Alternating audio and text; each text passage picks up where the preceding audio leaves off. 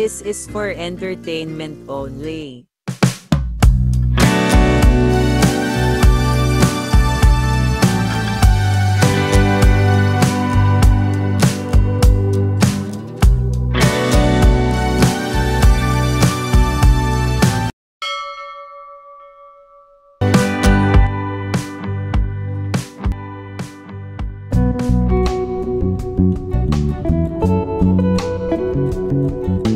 Ilang linggo at araw na lamang, magpapalit na naman ang taon. Halina na at ating welcome ang taong 2025.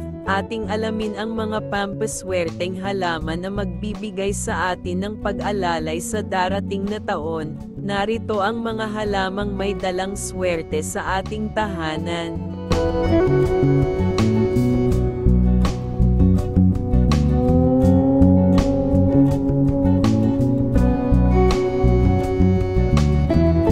Money plants.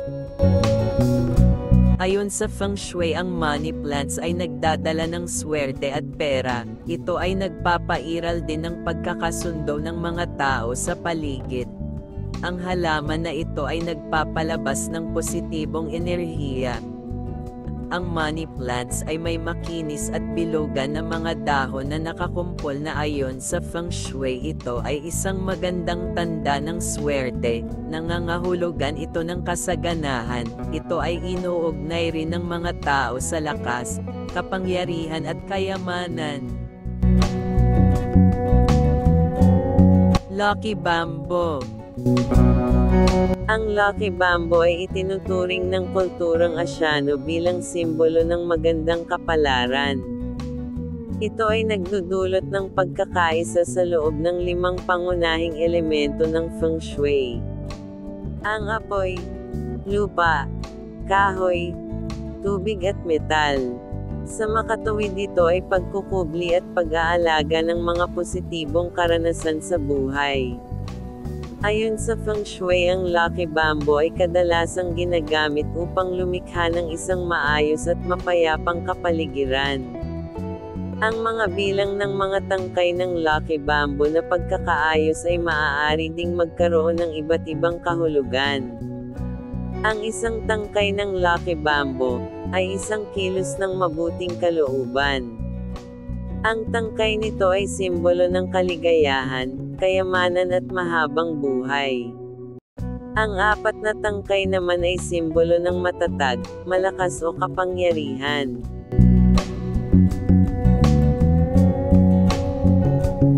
Snake plant. Ang snake plants, kapag inilagay sa perpektong posisyon, ay itinuturing na isang halaman na swerte dahil sinisip-sip nito ang mga nakakalasong gas mula sa hangin, at inilalabas din nito ang malakas na enerhiyang protection mula sa negatibong chi. Ang snake plant ay itinuturing na maswerteng halaman na umaakit ng magandang kapalaran at kasaganahan sa inyong tahanan at workspace. Ito ay protection laban sa mga negatibo. Ang mga dahon ng snake plants ay nagsisilbing mga kalasag laban sa mga negatibong impluwensya at nagtataboy sa mga masasamang espiritu. Money tree. Money tree ay simbolo ng kayamanan at swerte. Ito ay pinaniniwalaang maghahatid ng kaunlaran at tagumpay ng negosyo. Ang paglalagay ng money tree sa isang lugar kung saan ka nakikipagtungo sa salapi, katulad ng negosasyon at opisina sa iyong bahay. Ito ay nagtatawag ng swerte at magandang kapalaran, at para mas lalong lumakas ang dapat na kapangyarihan ng halaman, ang money tree ay madalas din pinalamutian ng mga karagdagang simbolo na nagdadala ng swerte, tulad ng mga barya at pulang laso. Ito ay mas mabuting ilagay sa direksyong timog-silangang lugar ng inyong tahanan, dahil ito'y itinuturing ding punto ng isang kayamanan at kasaganahan.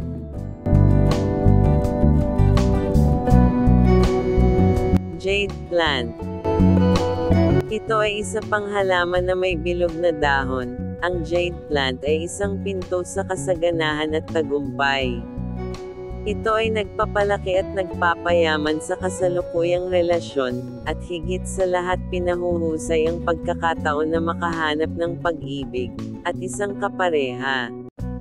Ang jade plant ay naglalabas ng oxygen sa gabi, na nagbibigay ng magandang tulog sa gabi, ng mga residente. Ang jade plant ay kilala na itinuturing simbolo ng swerte.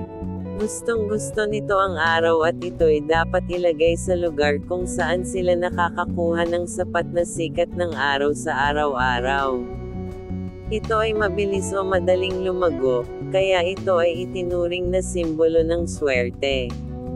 Ang iba't ibang benepisyo ng jade plant, ang nakakapagpagaling na katangian, na may pinaka-hindi pangkaraniwan.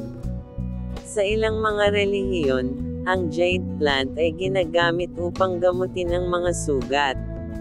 Bukod dito, ang jade plant ay nakakatulong sa pagharap ng mga isyu tulad halimbawa ang hindi pagkatunaw ng pagkan at pagtatae. Peace lily.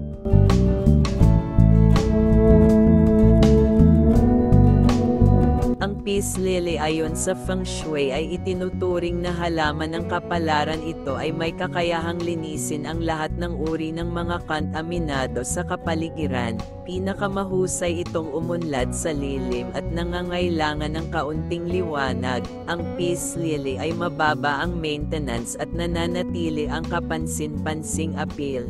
Ito ay perpekto sa mga espasyo ng opisina at maging sa tahanan. Ang peace lily ay itinuturing din ng feng shui na medyo mapalad na nagdudulot ng balanse at maayos na enerhiya sa kapaligiran.